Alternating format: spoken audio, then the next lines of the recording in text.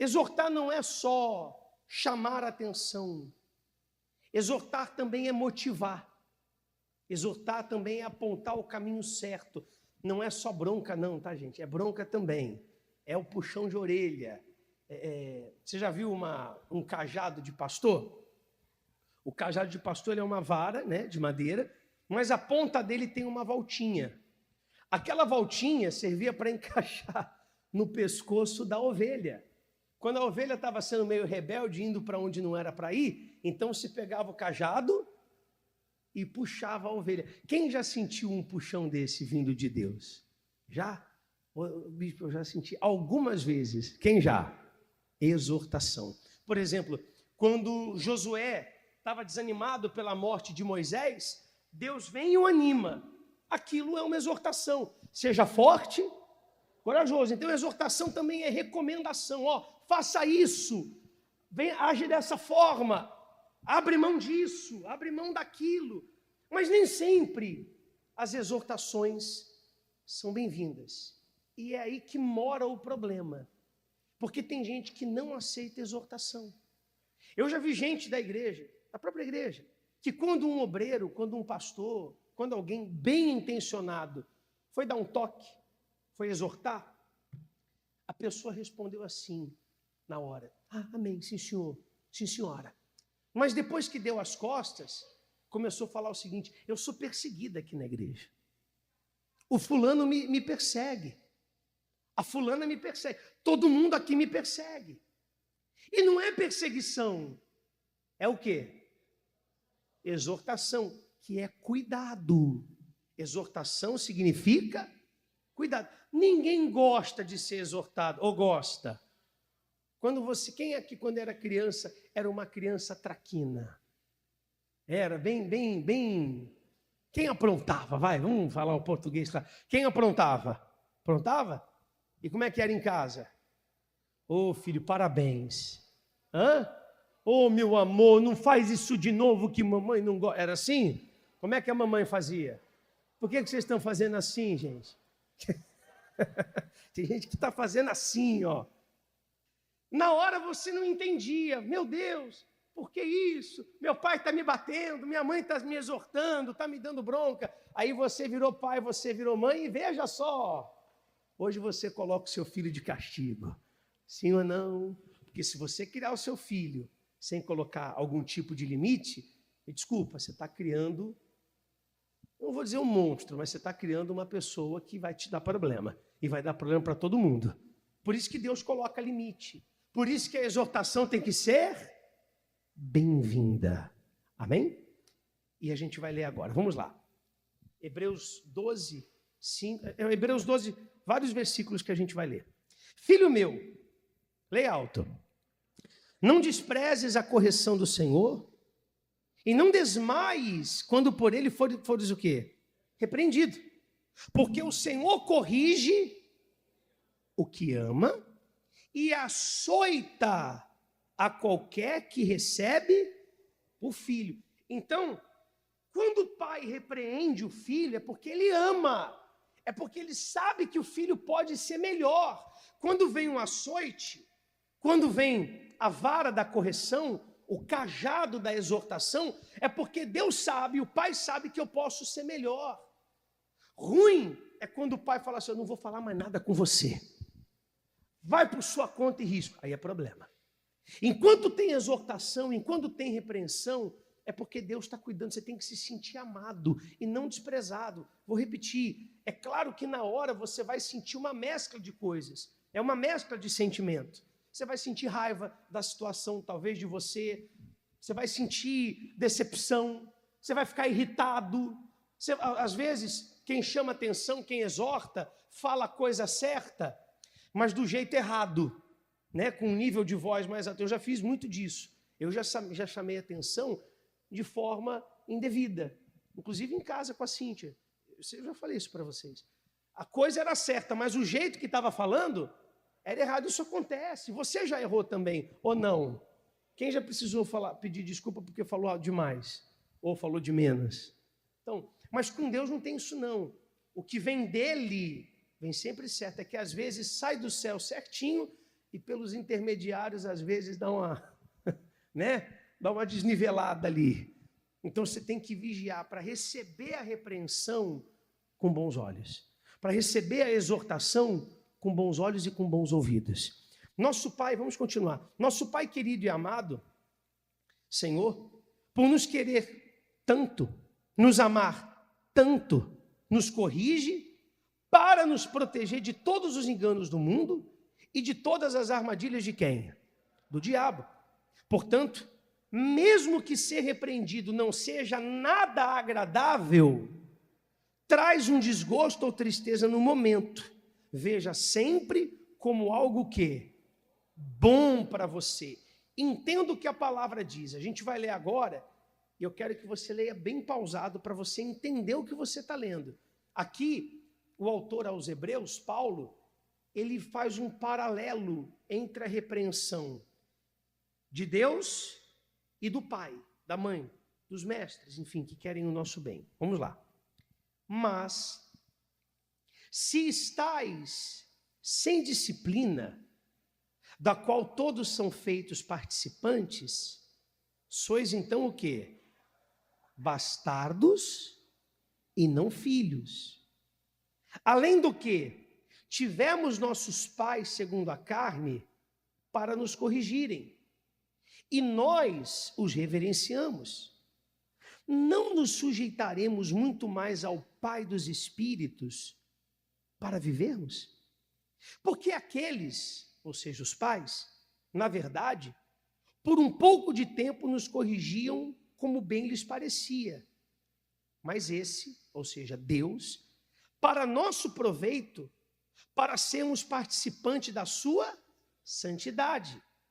E, na verdade, toda correção ao presente, ou seja, no momento, não parece ser de gozo, senão de tristeza. Mas depois produz o quê? Um fruto pacífico de justiça nos exercitados por ela. Deu para entender?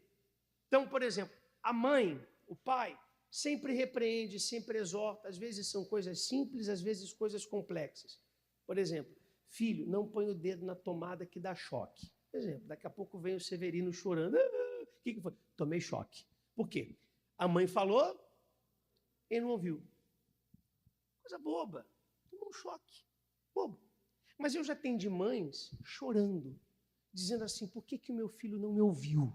Foi se envolver com determinadas pessoas e agora está preso. É uma tragédia. Tem erros que a gente comete que eles facilmente são reparados. Mas tem situações que a consequência vai ficar. Por isso que Deus nos exorta. Por exemplo, eu já atendi homens que acabaram com o casamento. Acabaram, destruíram. Porque veio a repreensão, veio a exortação. Não, eu me garanto. Não foram humildes para reconhecer que estavam num momento de guerra e deveriam orar mais, se santificar mais. Caíram no pecado, adulteraram, a amante engravidou. Olha aí, e agora faz o quê? E vai fazer o quê? A amante está grávida, e agora faz o quê? Fala, gente. Vai ser uma consequência para o resto, a criança não tem culpa de nada, e aí? Você está vendo como que alguns erros é colocar o dedo na tomada e dar choque, e daqui a pouco você está bem. Mas existem outros erros que a consequência é drástica, sem falar daqueles que afastam de Deus e levam a pessoa para o inferno. Por isso que Deus exorta. Por isso que às vezes a palavra dele vem com peso. A palavra às vezes vem pesada, porque Deus não quer perder ninguém. Por isso que você precisa ter bons olhos e bons ouvidos. Você quer ver uma exortação de Jesus? Ele disse assim, se a sua mão direita te faz pecar, ponha ela no bolso. Não é põe no bolso, não? Amarre ela nas costas. É o quê? Corta. Porque é melhor você ser salvo com uma das mãos do que ir para o inferno com as duas. Se o teu olho direito te faz pecar, faz o quê? Coloque um tapa-olho, vire um pirata. É isso? Fecha o olho. Não, o que ele fala? Arranca o olho. Ele é radical. Porque é melhor você estar salvo com um dos olhos do que ir para o inferno com os dois. Aqui, Jesus está falando que eu tenho que ser radical. Tem coisa que não dá para brincar. Tem amizade que já era para você ter cortado, há muito tempo, mas você vive brincando com isso. Tem atitude que não era mais para você ter e você continua tendo. Tem grupo de WhatsApp que já era para você ter saído, mas você está lá. Porque me colocaram, sai. Te colocaram, sai. Se te colocarem de novo, sai e bloqueia. Seja homem, meu camarada. Eu atendi uma pessoa assim.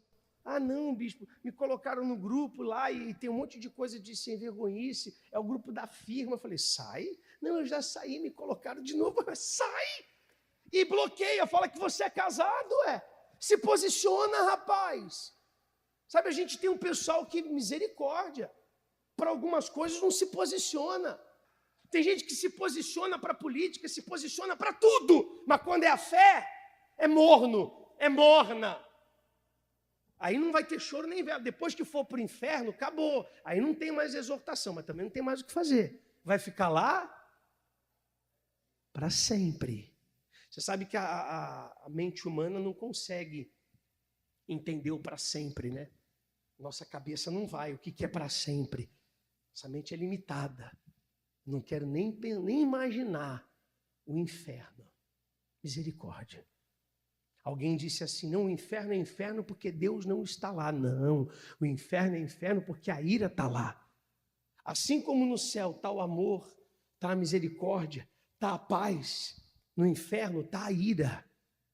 A ira de Deus está lá. Deus está lá. A ira dele está traduzida naquele lugar. Misericórdia. Tem gente que diz assim, não me queira ver nervoso, não me queira ver irado. Eu sou calma, eu sou calmo, mas quando eu estou nervoso, aí eu rodo, não é isso? Não tem gente assim? Você imagina a ira de Deus, traduzida, materializada em um lugar. Misericórdia. Você quer ir para lá? Então por que você está nesse grupo de WhatsApp?